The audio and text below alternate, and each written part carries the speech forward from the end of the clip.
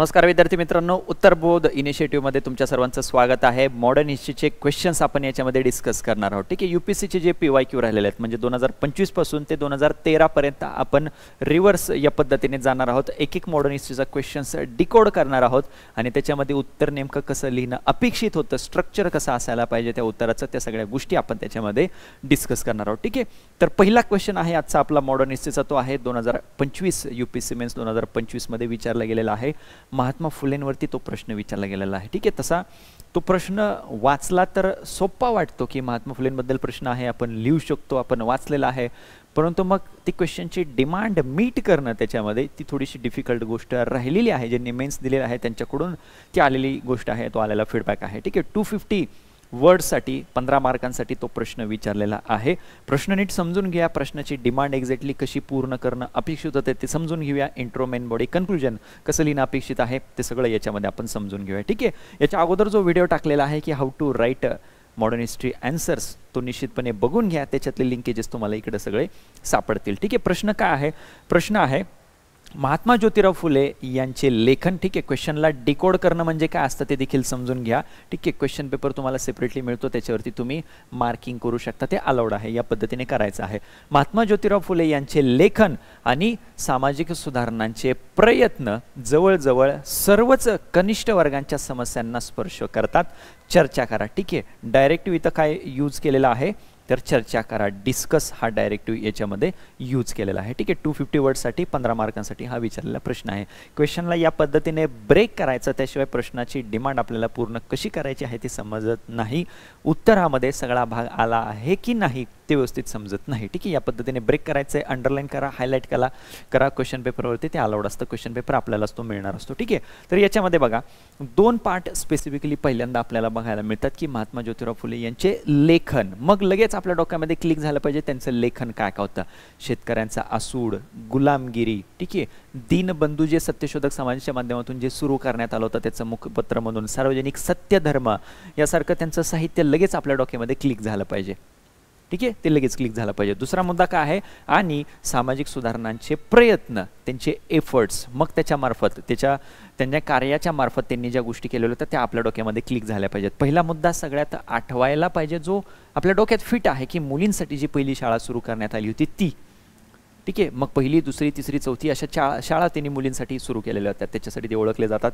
सावित्रीबाई फुलेंचं कार्य त्यांच्यासोबत त्याच्यामध्ये मुलींसाठी राहिलेलं होतं। ठीक आहे, तर याच्यामध्ये पहिला मुद्दा मग प्रयत्न म्हणून काय नमूद करू शकतो आपण की मुलींसाठी शाळा त्यांनी जी सुरू केली होती त्याचा उल्लेख करा। त्याच्यानंतर इतर समुदायांसाठी, शेतकऱ्यांसाठी जी भूमिका घेतली होती ते, त्याच्यानंतर अस्पृश्य मानल्या जाणाऱ्या ज्या जाती होत्या, जे समुदाय होते त्यांच्यासाठी घेतलेली भूमिका, ठीक आहे, विद्वांच्यासाठी घेतलेली भूमिका, या सगळ्या भूमिका त्याच्यामध्ये मग आपल्याला तिथं प्रयत्न ते समजले पाहिजे। ठीक आहे, जवळजवळ सर्वच कनिष्ठ वर्गांच्या समस्यांना स्पर्श करतात, चर्चा करा, असा क्वेश्चन त्याच्यामध्ये आपल्याला विचारायला आहे। ठीक आहे, तर मग याच्यामध्ये इंट्रोमध्ये आपण काय लिहू शकतो तर महात्मा फुलेंबद्दल लिहू शकतो आपण। याच्या अगोदर जो व्हिडिओ टाकलेला आहे की how to write a modern history answers, त्याच्यामध्ये नमूद केलं होतं की इम्पॉर्टंट लीडर त्यांच्याबद्दल तिथं नमूद करू शकता, त्यांचे क्रोनॉलॉजी, त्यांचा कालावधी तिथे नमूद करू शकता, या पद्धतीने गोष्टी त्याच्यामध्ये नमूद करू शकता इंट्रोमध्ये, तर ते याच्यामध्ये आपण नमूद केलेलं आहे। इंट्रो आणि कन्क्लुजन तुम्हाला डिटेलमध्ये देणार आहे, मेन बॉडीमधले फक्त बुलेट पॉईंट्स देणार आहे की त्याच्यामध्ये काय येणं एक्सपेक्टेड होतं।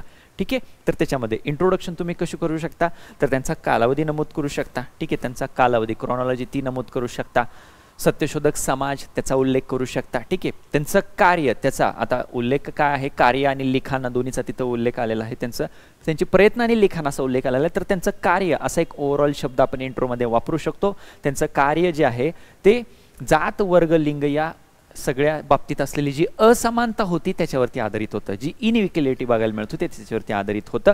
सोबतच मग त्यांनी लेखनातून आणि कृतीद्वारे जे अस्पृश्य मानले गेलेले, जे मागासवर्गीय मानले गेलेले समुदाय होते, समाज होते, त्यांच्या बाबतीमध्ये त्यांनी काम केलेलं होतं, त्यांच्या हितांचं समर्थन त्यांनी केलं होतं त्याच्यामार्फत। बघा क्वेश्चनमधले हे दोन शब्द इथं आपण इंट्रोमध्ये आणलेले आहेत, क्वेश्चनमधल्या प्रत्येक पार्टला इंट्रोमध्ये आणण्याचा प्रयत्न करायचा। ठीक आहे, ते याच्यामध्ये नमूद केलेलं आहे। सोबतच मग कल्चरल हेजिमनी, पितृसत्ताक पद्धती जी बघायला मिळत होती, ज्याने महिलांचे अधिकार जे आहे ते डावलले जात असायचे, त्यासारख्या गोष्टींवरती त्यांनी भूमिका घेतलेली होती। सोबतच आर्थिक शोषण, मग शेतकऱ्यांचा मुद्दा असेल, कामगारांचा मुद्दा असेल, त्याच्यावरती त्यांनी भूमिका घेतलेली होती। या सगळ्या वेगवेगळ्या गोष्टींच्या माध्यमातून त्यांनी आधुनिक भारतामध्ये कनिष्ठ वर्गांच्या प्रतिपादनाचे अग्रदूत ते बनले. त्यांनी हे जे प्रयत्न केले त्याच्यामुळं ते ओळखले गेले. त्या सगळ्या समुदायांकडून, त्या सगळ्या समुदायाने त्यांना त्यांचा एक अग्रदूत म्हणून त्याच्यामध्ये पाहिलं. मग ते इंट्रोडक्शन या पद्धतीने आपण करू शकतो. इथं एकदम सोफिस्टिकेटेड लँग्वेज वापरलेली आहे, ही लक्षात ठेवायची आणि अशी उतरवण्याचं किंवा आपल्या भाषेमध्ये उतरवण्याचा प्रयत्न करायचा. फक्त इथं जे अंडरलाईन केलेले पार्ट्स आहेत, जे वर्ड्स आहेत, ते आले पाहिजेत तो प्रयत्न करायचा. ते आले पाहिजेत कंपल्सरी, तो प्रयत्न त्याच्यामध्ये करायचा आहे. ठीक आहे, या पद्धतीने त्याला आपण इंट्रोड्यूस करू शकतो. त्याच्यानंतर मेन बॉडीमधले बुलेट पॉईंट्स मग इथं नमूद केलेले आहेत. मेन बॉडी सुरू करत असताना हे जे तुमची मेन हेडिंग असणार आहे त्याला या पद्धतीने तुम्ही बॉक्स करायचं आहे. ठीक आहे, त्याला या पद्धतीने तुम्ही बॉक्स करायचं आहे. त्याच्यानंतर तुमचे पॉईंट्स मग सुरू होतील. या पद्धतीने तुम्ही डॉट द्या किंवा या पद्धतीने तुम्ही नंबरिंग करू शकता. हे तुमचे असतील मेन पॉईंट्स जे तुम्ही एक्सप्लेन करणार आहात एक एक पॉईंट पुढं. ठीक आहे, हे बुलेट पॉईंट्स फक्त इथं नमूद केलेले आहेत. मग पहिला सगळ्यात महत्त्वाचा मुद्दा त्यांचा नमूद करायचा, त्यांचे प्रयत्न आणि त्यांचं लिखाण याच्याबद्दल आपल्याला प्रश्न विचारलेला आहे. तर महिला शिक्षण आणि सक्षमीकरण, मग मुलींसाठी जी शाळा सुरू केलेली होती तो मुद्दा नमूद करू शकतो. विधवांसाठी जी भूमिका घेतली होती तो मुद्दा याच्यामध्ये नमूद करू शकतो. त्याच्यानंतर जातीभेद अस्पृश्यता जी बघायला मिळत होती त्याच्या बाबतीमध्ये त्यांनी घेतलेली भूमिका ती एक्सप्लेन करू शकतो. संघटना सत्यशोधक समाजाच्या माध्यमातून जी त्यांनी भूमिका बजावली, ज्या मागासवर्गीय जाती जमाती मानल्या जात असायच्या त्यांच्या बाबतीमध्ये, तर तो सत्यशोधक समाजाचा मुद्दा इथं नमूद करू शकतो. असमानता जी वेगवेगळ्या पातळीवरती बघायला मिळत होती, आर्थिक असमानता असेल, लैंगिक असमानता असेल, त्या बाबतीत पण त्यांनी भूमिका घेतलेली होती, तो मुद्दा इथं नमूद करू शकतो. कृषी आणि कामगारांचं शोषण, शेतकऱ्यांच्या बाबतीमध्ये झालेली भूमिका, शेतकऱ्यांचा आसूड, त्याचा रेफरन्स देऊ शकतो. ठीक आहे, प्रत्येक ठिकाणी आपण काय केलं एक्झॅक्टली इथं बुलेट पॉईंट्स दिलेले आहेत, परंतु त्याचं एक्सप्लेनेशन करत असताना तुम्ही एक्झाम्पल म्हणून याचा संदर्भ तिथं देऊ शकता. सार्वजनिक सत्यधर्मामध्ये त्यांनी मांडलेली भूमिका, शेतकऱ्यांचा आसूडमध्ये मांडलेली त्यांनी भूमिका, गुलामगिरीमध्ये मांडलेली त्यांनी भूमिका. ठीक आहे, यासारख्या गोष्टी त्याच्यामध्ये त्या पॉईंटमध्ये आपण एक्झाम्पल म्हणून लिखाणाचा उल्लेख करू शकतो. ठीक आहे, तर तो पार्ट मेन्शन केला. आणि धार्मिक मतप्रणाली आणि सामाजिक पदानुक्रम म्हणजे सोशल हायरार्की जी बघायला मिळत होती ती पण चॅलेंज केलेली होती, ती देखील चॅलेंज केली होती. मग त्याच्यासाठी ज्या आयडेंटिटीज आणण्याचा प्रयत्न केला, जसं की बळीराजा नावाची संकल्पना त्यांनी जी मांडली की बळीराजा त्याचं पूजन करायला पाहिजे, ही एक आयडेंटिटी जी देण्याचा प्रयत्न केला.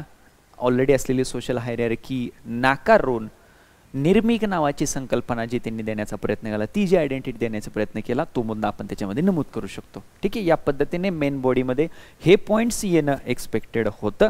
आणि नंतर मग शेवटी कन्क्लुजनचा पार्ट, निष्कर्षामध्ये आपण काय करू शकतो, तर त्यांची लिगसी नमूद करू शकतो, वारसा कशा पद्धतीने चालत आहे, सिग्निफिकन्स महत्त्व नमूद करू शकतो, त्यांनी सुरू केलेल्या कार्याचं चळवळीचं महत्त्व काय आहे आज देखील ते नमूद करू शकतो. पोस्ट इंडिपेंडन्स इंडियामध्ये, स्वातंत्र्योत्तर भारतामध्ये एक्झॅक्टली त्या गोष्टीकडे कसं बघितलं जातंय किंवा त्या दरम्यान इंडियन नॅशनल मुवमेंटवरती परिणाम कसा पडला या चळवळीचा, इतर सामाजिक धार्मिक सुधारणा चळवळी झाल्या त्याच्यावरती परिणाम कसा पडला, ते आपण कन्क्लुजनमध्ये नमूद करू शकतो. ठीक आहे, त्यांचं लेखन, त्यांनी सुरू केलेलं कार्य, सुधारणा चळवळी या प्रत्येक कनिष्ठ समूहाला उद्देशून होत्या, ज्यामुळे काय झालं, चळवळ व्यापक बनली. बघा, महिलांच्या बाबतीत भूमिका घेतली, कामगार, शेतकरी, अस्पृश्य मानल्या जाणाऱ्या जाती त्यांच्या बाबतीमध्ये भूमिका घेतली, त्यामुळे ती चळवळ त्यांची जी होती सत्यशोधक समाजाची चळवळ ती व्यापक बनली होती. शिक्षण असेल, बुद्धिमत्ता असेल, तर्कवाद आपण म्हणू शकतो त्याला, समानतेवरती त्यांनी भर दिला. त्यामुळं त्याच्या पुढं ज्या चळवळी सुरू झाल्या, मग ब्राह्मणेतर चळवळ असेल, शाहू महाराजांची भूमिका असेल, दिनकरराव जवळकर, केशवराव जेदे, भास्करराव जाधव यांची भूमिका असेल, किंवा डॉक्टर बाबासाहेब आंबेडकरांसारख्या नेत्यांनी पुढं जी सामाजिक चळवळी, सामाजिक समानतेवरती आधारित असलेल्या चळवळी ज्या सुरू केल्या, त्याच्यासाठी याने पाया तयार करून दिला होता. या सत्यशोधक चळवळीने महात्मा ज्योतिराव फुलेंनी त्याच्यासाठी पाया तयार करून दिला होता. पुढचं सिग्निफिकन्स, महत्त्व, इम्पॅक्ट आपण टाकण्याचा प्रयत्न केला. ठीक आहे, मग त्यांचा वारसा भारतातील समावेशक सुधारणांसाठी एक दीपस्तंभ आहे, लिगसी त्यांची मेन्शन केली कन्क्लुजनमध्ये. या पद्धतीने तुमचं उत्तर तुम्ही वेगळं बनवू शकता बाकीच्यांपेक्षा. ऑलरेडी तुम्हाला सांगितलं होतं की इंट्रो, मेन बॉडी, कन्क्लुजन कसं करायचं आहे मॉडर्न हिस्ट्रीच्या क्वेश्चनला, त्याच्याशी संबंधित मुद्दे इथं आता इम्प्लिमेंटेशन आपण सुरू केलेलं आहे. ठीक आहे, तो थेरोटिकल पार्ट म्हणून तुम्हाला समजून सांगितला की काय एक्झॅक्टली लिहिणं अपेक्षित असतं आणि त्याचं ॲप्लिकेशन आपल्याला आता इथं पुढच्या सगळ्या क्वेश्चन्समध्ये सुरू करायचं आहे या पद्धतीने. ठीक आहे, या पद्धतीने आपण एव्हरी सिंगल क्वेश्चन मॉडर्न हिस्ट्रीचा आपण डिस्कस करणार आहोत आणि इतर देखील विषयांचे याच पद्धतीने क्वेश्चन्स त्याच्यामध्ये डिस्कस केले जातील. ठीक आहे, थँक्यू.